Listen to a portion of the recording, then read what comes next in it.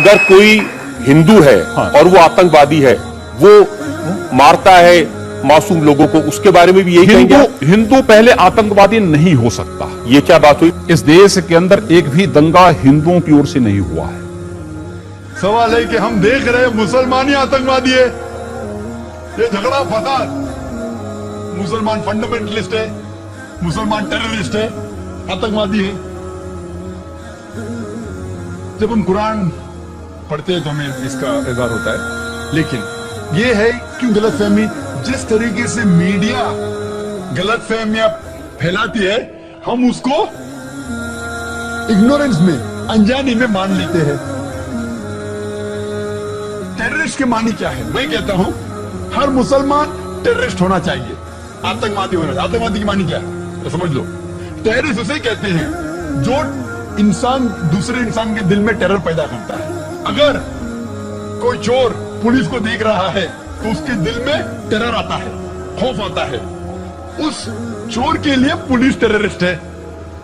इस तरीके से हर मुसलमान, कोई भी एंटी सोशल एलिमेंट मुसलमान को देखता है, उसके दिल में खौफ आना ही चाहिए। अगर कोई चोर मुसलमान को देखता है, कोई बलात्कार करने वाला मुसलमान को देखता है, कोई भी एंटी सोशल एलिमेंट मुसलमान को देखता है, उसके दिल में खौफ होना ही चाहिए। कुरान मजीद में अल्लाह ताला फरमाते हैं सूरह अनफाल में, सूरह नंबर 8 आयत नंबर 60 में, खौफ पैदा करो उन लोगों के दिल में जो लोग एंटी सोशल है, जो हक को इनकार करते हैं, उनके दिल में खौफ डालो। लेकिन सवाल यह है कि कई बार एक शख्स एक काम करता है, उसे 2 लक़ब दिए जाते हैं। मिसाल के तौर पे हिंदुस्तान 60-70 साल के पहले अंग्रेज हम पर हुकूमत करते थे, कई साल किया। बहुत से हमारे इस देश के हिंदुस्तानी थे जो इस देश की आजादी के लिए झगड़ा कर रहे थे। इनको अंग्रेज कहते थे आतंकवादी, टेररिस्ट। हम आम हिंदुस्तानी कहते थे देशभक्त, फ्रीडम फाइटर, पेट्रियट। वही आदमी, वही काम, 2 लक़ब, 2 टाइटल। अगर आप अंग्रेज की बात मानते हैं, अंग्रेज कहते हैं हमें इस देश पे हुकूमत करने का हक है। अगर उनको हक है तो ये लोग को हम टेररिस्ट बिल्कुल सही कहेंगे। लेकिन आम हिंदुस्तानी कहता है ये अंग्रेज तो तिजारत करने आए थे, इनको हम पे हुकूमत करने का क्या हक है? तो हम कहेंगे ये लोग हैं देशभक्त, फ्रीडम फाइटर्स, पेट्रियट्स। सेम आदमी, सेम काम, 2 लक़ब।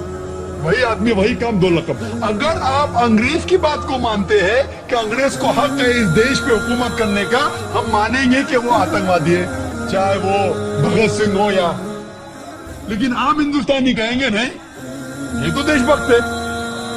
तो आप किसके नजरिए से देखते हैं चीज को, फिर आप फैसला करेंगे वो आतंकवादी है कि देशभक्त। आपके हिसाब से भगत सिंह देशभक्त था क्या आतंकवादी था? सतीश भाई, देशभक्त आतंकवादी नहीं था ना? था के भगत सिंह देशभक्त था क्या आतंकवादी था? देशभक्त, देशभक्त। हाँ, मैं भी समझता हूँ देशभक्त था। हम अंग्रेज की बात को नहीं मानते। तो जब अंग्रेज टेलीविजन पे कहते, CNN, BBC पे कि मुसलमान आतंकवादी, आप क्यों मानते? सवाल वो नहीं है, मेरा तो सवाल था। आता हूँ, मेरा पूरा जवाब मुकम्मल नहीं हुआ। जवाब मुकम्मल होगा फिर आपको मौका दूंगा मैं।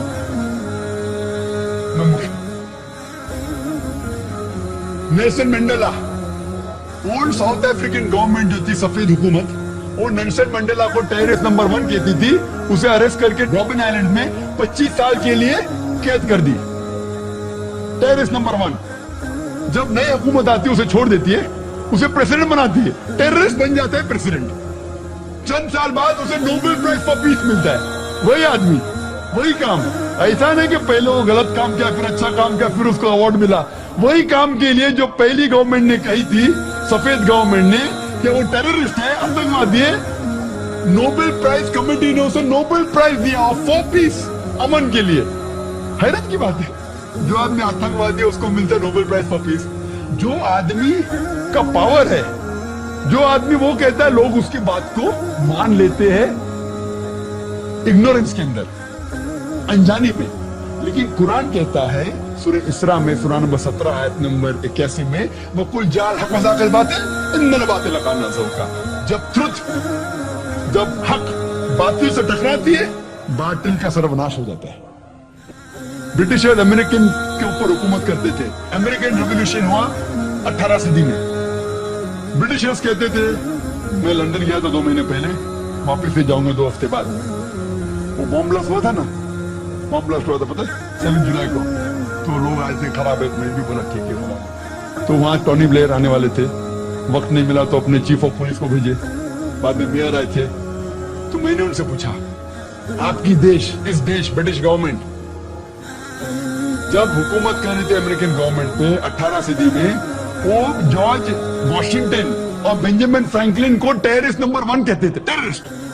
उसके बाद जॉर्ज वॉशिंगटन बन जाता है प्रेसिडेंट ऑफ यूएसए, टेररिस्ट बन जाता है प्रेसिडेंट ऑफ यूएसए।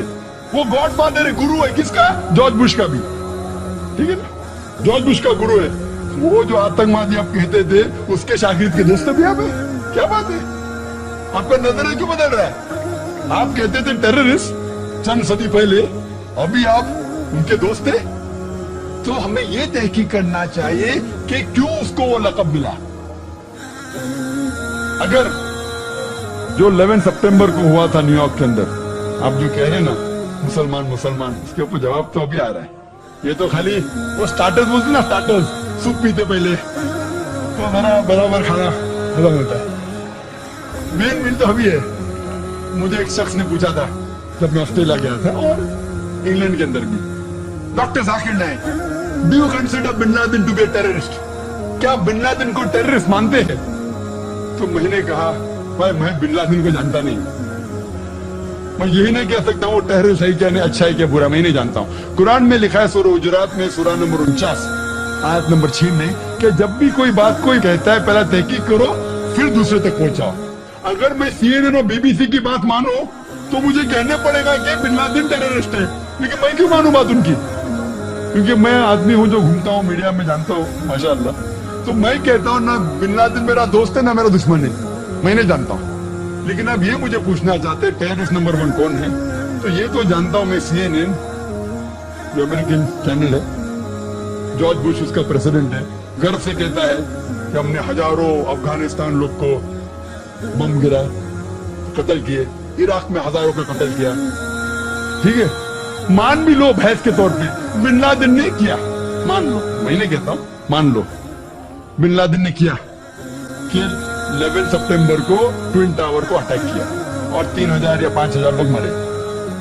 लेकिन अगर 3 या 4000 लोग मरे, 5000 लोग मरे, उसका ये मतलब नहीं होता है कि आप उससे डबल लोग को अफगानिस्तान में मारे एक आदमी की वजह से। कर सकते? अरे बिन लादेन को पकड़ के मारो ना, अगर मानना है तो। अगर उसने किया, सबूत है तो सबूत पूछते अफगानिस्तान गवर्नमेंट ने मरने कि सबूत क्या है, वो सबूत देता टोनी ब्लेयर को। सबूत पूछ रहा अफगानिस्तान कि आप मुझे सबूत दो, सबूत क्या है तो हम उस पर तहकीक करेंगे, सजा देंगे उसको। वो सबूत देते मुशर्रफ को, पूछ रहा है आपका, किधर का इंसाफ है? किधर का इंसाफ है? प्लेन भेजते हजारों लोग का कत्ल किए अफगानिस्तान में, इराक में। मैंने कहा यूके में, ऑस्ट्रेलिया में, यहाँ भी अगर टेररिस्ट नंबर 1 है तो जॉर्ज बुश है।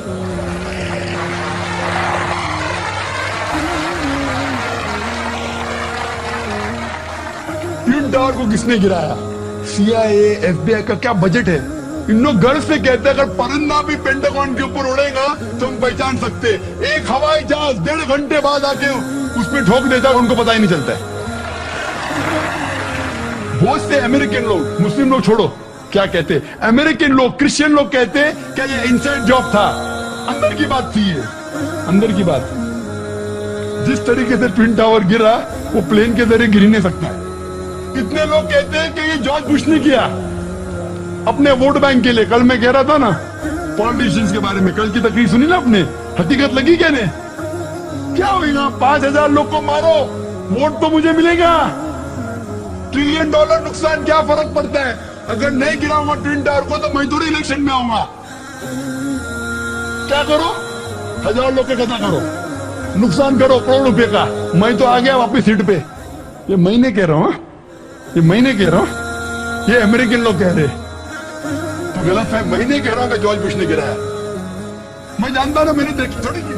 मैं कह रहा हूं कि बाकी लोग क्या कह रहे।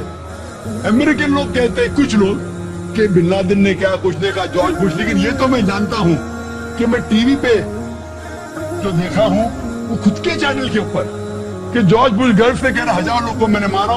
इसीलिए मैं जॉर्ज बुश को टेररिस्ट नंबर 1 कहता हूं। ये बाबरी मस्जिद में जो हुआ हिंदुस्तान में, गुजरात में क्या हुआ, वोट बैंक के लिए हिंदू मुस्लिम में झगड़ा करो। बाबरी मस्जिद को कौन जानता था पहले? आप जानते थे? सुने थे बाबरी मस्जिद के बारे में? ये दंगे फसाद के पहले 1985 के पहले सुने थे? नहीं सुना था, मैं भी नहीं सुना था। ये वोट बैंक के लिए झगड़ा फसाद, 1000 लोग मारे गए। गुजरात में जो हुआ क्या सही हुआ? अगर पुलिस चाहती तो, हमारे हिंदुस्तान पुलिस में माशाल्लाह इतना पावर है कि अगर चाहती तो दंगा फसाद हो ही नहीं सकता। बम्बई में जो हुआ 1992 में, इफ द पुलिस वांटेड, इसकी जरूरत के बाद रास्ते पे है। लेकिन वो पॉलिटिशियन की इजाजत है, यहाँ मत जाओ, वहां मत जाओ, यहाँ हंगामा करो, यहाँ कर्फ्यू लगाओ, वहां मत कर्फ्यू लगाओ, यहाँ मुझे वोट मिलेगा, वहां नहीं मिलेगा। आप समझे ना? तो ज्यादातर चाहे इंग्लैंड में हो या अमेरिका में हो कि हिंदुस्तान में हो, कोई भी पॉलिटिशियन हो, तो पॉलिटिशियन की हरकतों की वजह से, जैसा मैं कल कहा, तो लेबल लग गया अभी मुस्लिम लोग पे टेररिस्ट। अगर आप जानते गुजरात में कितने लोग के मां का अपने आंख के सामने बलात्कार हुआ, बलात्कार करने वाला पड़ोसी है, उसके ऊपर कोई एक्शन नहीं लिया जा रहा है, तो वो कानून अपने हाथ में लेता है, गलत करता है। हम भी लेते हैं, क्या करें? सब समझ रहे? तो हमें ये जानना चाहिए इस आतंकवाद की जड़ क्या है। तो हमें जड़ पे जाना चाहिए और जड़ को खत्म करना चाहिए। अगर हम एक हो जाएंगे, अपनी किताब एक खुदा में माने, सिर्फ खुदा से डरे, जो खुदा की बात मानता है उसको वोट दे, ना तो दंगे फसाद करे। आप समझ रहे? तो इंशाअल्लाह मन होगा। और आप देखेंगे इसके बावजूद, इतना होने के बावजूद, अमेरिका में एक न्यूज है कि 9 महीने बाद 11 सितंबर के बाद 34,000 अमेरिकन ने इस्लाम कबूल किया। क्यों? जितना मीडिया इस्लाम के खिलाफ बात कर रही है, उतना ही इस्लाम फैल रहा है। मैं जब तकरीर करने जाता था 11 सितंबर के पहले अमेरिका में, मजमा होता था माशाअल्लाह 1000 लोग का। ये अमेरिकन बहुत कम आते थे, अभी जाता हूं तो बड़ी तादाद है। ये जानना चाहते क्या इस्लाम है? आप क्या जाए, शायद 11 सितंबर के पहले नहीं आते थे, बराबर के नहीं? आप जानना चाहते हैं क्या मजहब है ये आतंकवादी मजहब? मैं भी तो देखूं, आके मुतासर हो गए क्या नहीं? अल्हम्दुलिल्लाह, दंगे की जोड़ पे कहता हूं, मैं क्यों डरूं किससे? क्योंकि अल्लाह ताला फरमाते हैं सूरह अल इमरान में, सूरह नंबर 3 आयत नंबर 54 में, मकरुम मकरल्लाह वल्लाहु खैरुल माकिरीन। उनने प्लान किया, प्लानिंग की, अल्लाह ने भी प्लानिंग की। सबसे बेहतरीन प्लानर अल्लाह है। ये वेस्टर्नर्स प्लानिंग कर रहे कि इस्लाम को दबाने को, इस्लाम और बढ़ रहा है और फैल रहा है। जितने दबाने की कोशिश कर रहे हैं, फैल रहा है। मीडिया कहती है कि इस्लाम में खवातीन के हुकूक नहीं है। 2/3 ऑफ द पीपल एक्सेप्टिंग इस्लाम, 66% के ऊपर जो लोग इस्लाम कबूल कर रहे हैं अमेरिका और यूरोप में, वो वुमेन है, औरतें है। अगर औरतें को हुकूक हक नहीं मिलता इस्लाम में, तो ये अमेरिकन औरतें इस्लाम क्यों कबूल कर रहे, यूरोपियन औरतें क्यों कबूल कर रहे? क्योंकि इनको इस्लाम में जितने खराबी दुनिया में है उसका हल मिल रहा है। यूएन रेडली थी एक ब्रिटिश रिपोर्टर जो अफगानिस्तान में गई थी रिपोर्ट करने के लिए तालिबान के वक्त। जिस तरीके से सलूक किया तालिबान ने उनके साथ, मैं तालिबान का दोस्त नहीं हूं, फिर तो आप बोलेंगे तालिबान का एजेंट आ गया। मैं ना बिन लादेन को जानता हूं, ना कोई तालिबान को जानता हूं। हक की बात कहता हूं, डरता नहीं हूं। अगर ब्रिटिशर ने कहा कि भगत सिंह टेररिस्ट है, मैं उनके खिलाफ हूं, डरता नहीं हूं। तो यूएन रेडली ने इस्लाम कबूल किया, बाद में गई थी खिलाफ लिखने के लिए, मुतासिर हो गए, मुस्लिम बन गए। तो इसीलिए हमें हक की तहकीक करना चाहिए और हमें जो लोग हक के खिलाफ है उनके साथ जंग करना चाहिए, तभी इस दुनिया में अमन होगा।